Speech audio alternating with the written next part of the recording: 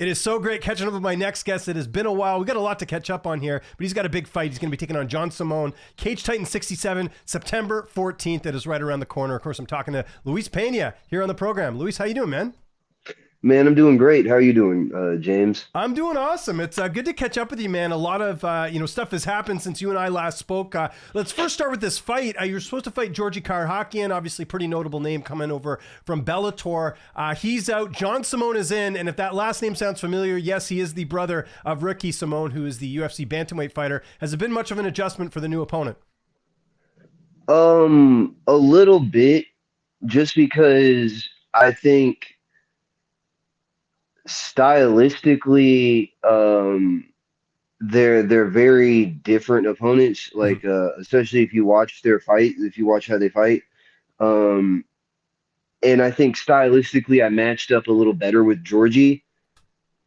But the idea was that I was going to possibly have to deal with a grappling heavy fight once, you know, Georgie realized like the striking wasn't going to work out for him. So there's not too many adjustments I'm having to make.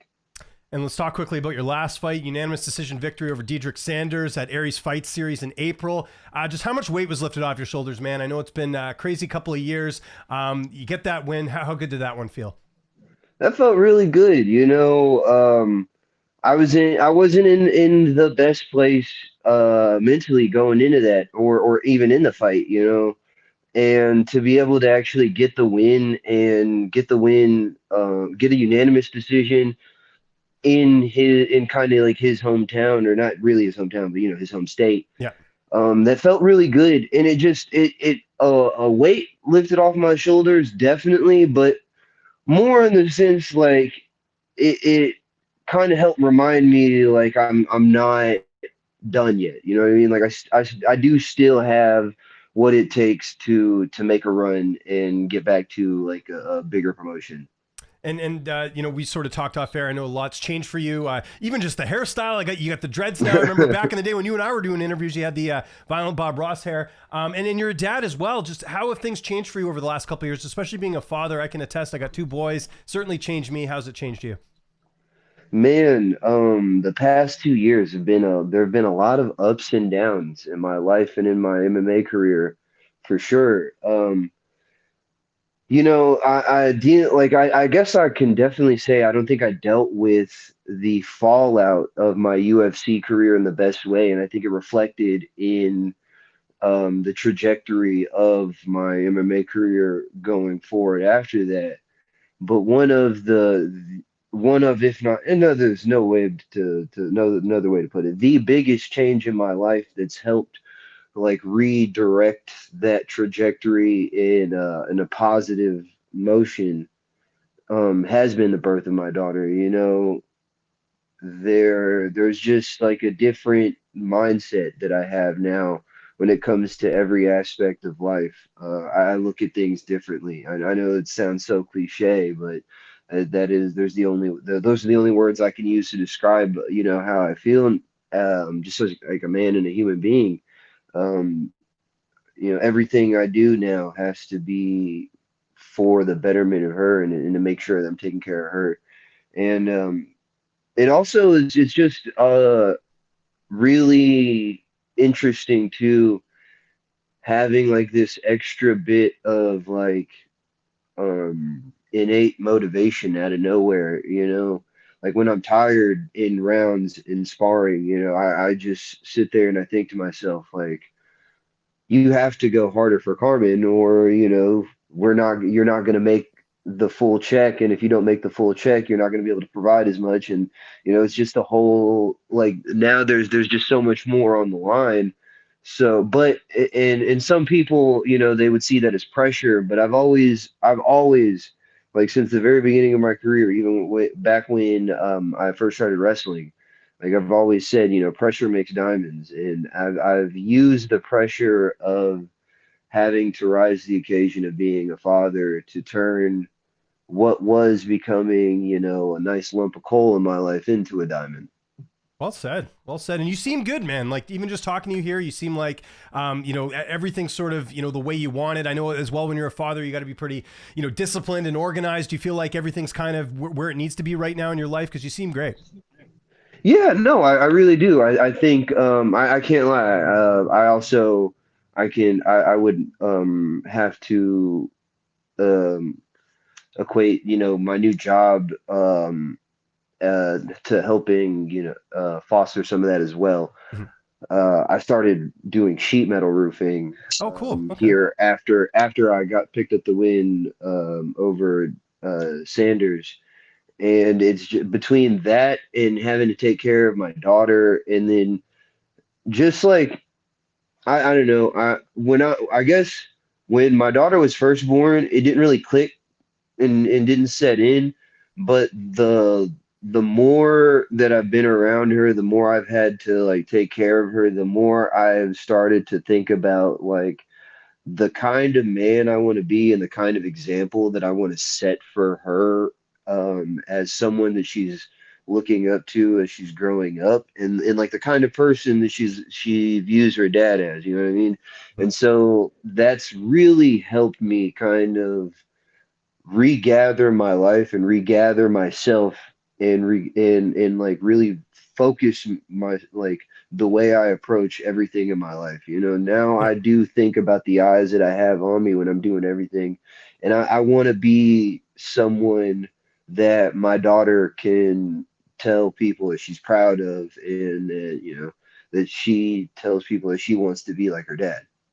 And it sounds like the job's pretty manageable with training and everything like that. Is there? I imagine they're very supportive of your career because I know some jobs, they won't be, but it sounds like in your case it is. No, they actually are. I honestly, I hate to be like this, but I'm pretty sure I got the job because I'm Violent Bob Ross. Like they know who I Doesn't hurt. am. Doesn't hurt. So Yeah, yeah, no, yeah, like yeah. quite literally, like one of my training partners got me the like is who I contacted to get the job, Okay. and like he told me he was like, yeah, I pretty much told them like who you were and like you were in the UFC, and they were like, yeah, no, no, we'll hire him. And then I remember like I want to say is after my first week, I kind of tried to lay low with my crew and everything.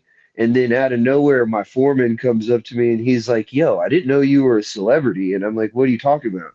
And apparently, like one of the dudes on the other side of the company found out I started working for him and had my UFC trading card and wanted me to autograph Oh, cool. Okay. it. Nice. Well, Yeah. I hate to break it to you, but in a good way. I mean, there's really no one like you. I mean, you are Violent Bob Ross. Like, there's no other Violent Bob Ross. Like, you stand out in a good way. You know what I mean? Yeah, no, that's honestly something I have dealt with my entire life. Like I Mhm. grew up in a predominantly white community in Right. Yeah. Arkansas, Yeah. and being like a mixed child with red hair and like striking features, like I've always been someone that people just kind of remember. And then once I added like the whole MMA thing and then the hair, I'm like, yeah, no, like I haven't met anybody in like the past 10 years that doesn't remember me exactly. And it's become one of those things where I can tell when someone is like pretending that they don't remember who I am Right. because Yeah. they understand that I don't remember who they are. Yeah. And I'm always grateful for that. You know what I mean? Yeah. Yeah. No, no, well said. Let's talk about your opponent, John Simone, 9-fight veteran. You're obviously going to have the experience edge in here, but what do you know about him, as far as an opponent and how you match up against him? I mean, he's Ricky Simone's brother. So I imagine he's gonna have. I watched a few of his fights. He's got some pretty decent wrestling. Um, and one thing that I was actually kind of surprised about is he actually is kind of technical with his striking. Like it's not I don't see a lot of pop with it, but he does like do a lot of the correct things. Um, I not to take anything away from him, it's just I think he's not where I'm at in my career. He's not seen the things that I have. Mhm. And there's just not a lot of things that I've seen from him that he presents that I haven't seen a lot before. Yeah. So it's kind of just like another day at the office for me as far as preparation wise. Like I'm just focusing really on myself and like, fine tuning my performance. And I think honestly that's something a lot of people really kind of get away from at the highest level, and they start focusing too much on who exactly they're fighting and like the guy, the name in front of them. And I think that's one of the few pros about going back to the regional scene after being at the highest level is not necessarily in the fact that, I hate to say that I'm fighting lesser quality opponents or anything, so much as, when the stakes aren't nearly as high, I can, kind of sit back and focus on my overall growth rather than having to focus on going out there and making sure that I have a game plan specific to beat this guy. Right. Yeah, completely understand. As far as training camp, where are you training right now? Who've been some of the main guys helping you get ready for this one? Man, I'm kind of like training all over. Just the nature of like my life and where I live in Arkansas.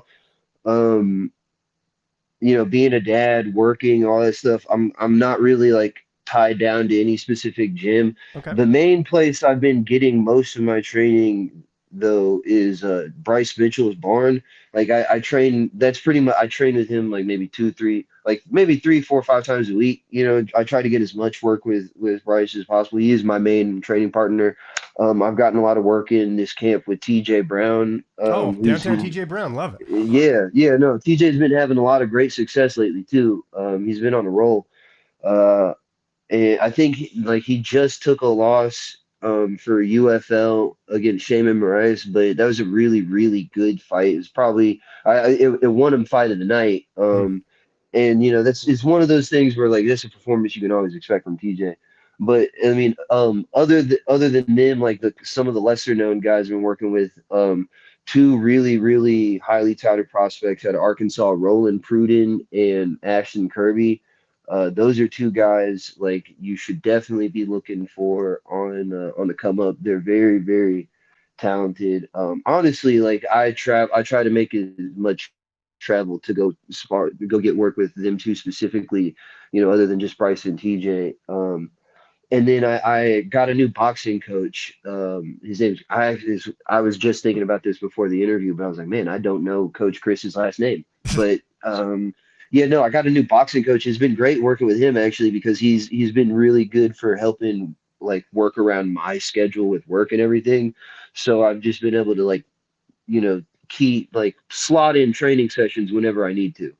Love it. That's great. And you mentioned Bryce. I mean, for those who don't know, you and Bryce have been friends for a long time. Like even before you were in the UFC, you two obviously were on the Ultimate Fighter. And Bryce, I know, is a very like loyal person. Like how much do you appreciate your friendship with him? Just because, like you said, you've been through a lot, but it seems like Bryce has always been there for you, and now he's one of your main training partners.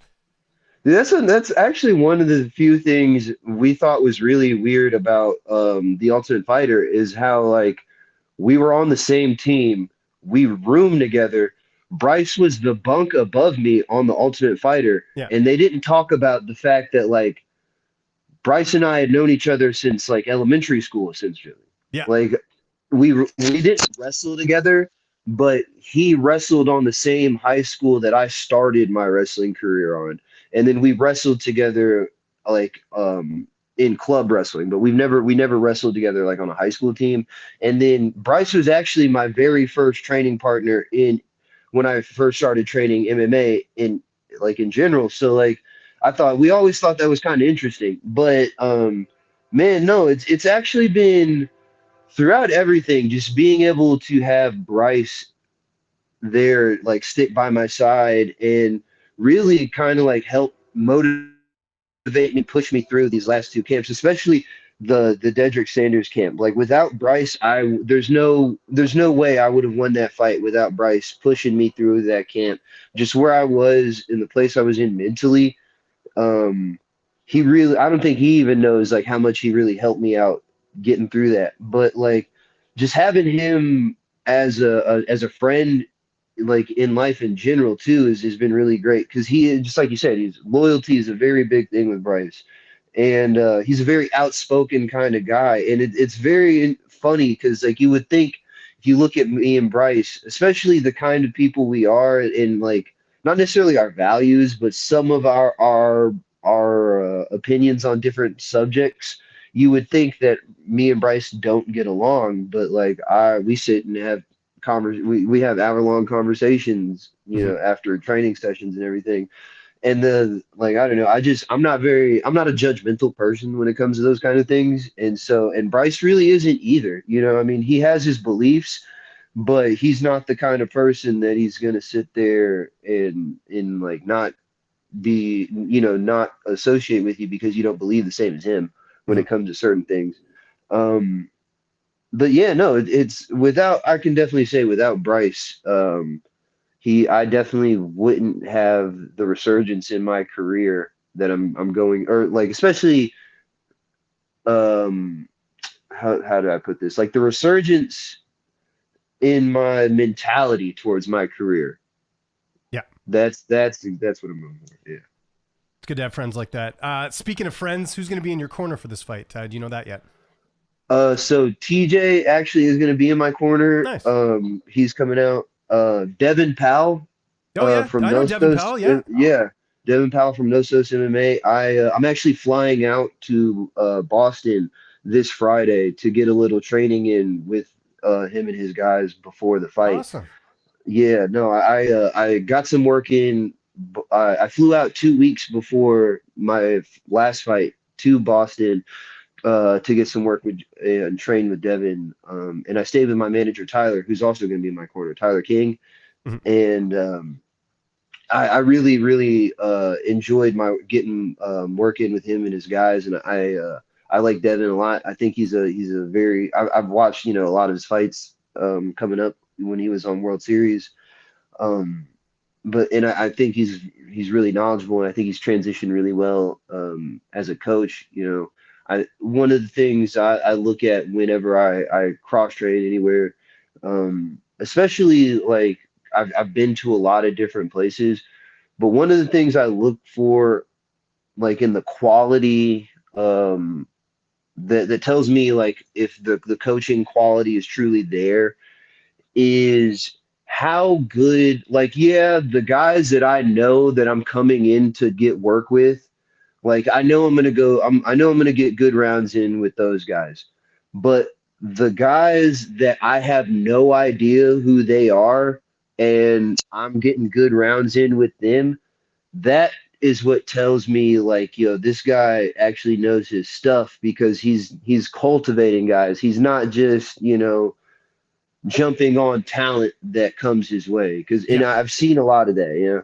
Yeah, and you've trained at some of the biggest gyms in the world, and you've seen probably the certain guys that get more attention than others. How's this fight playing out on September 14th? How do you see it going down?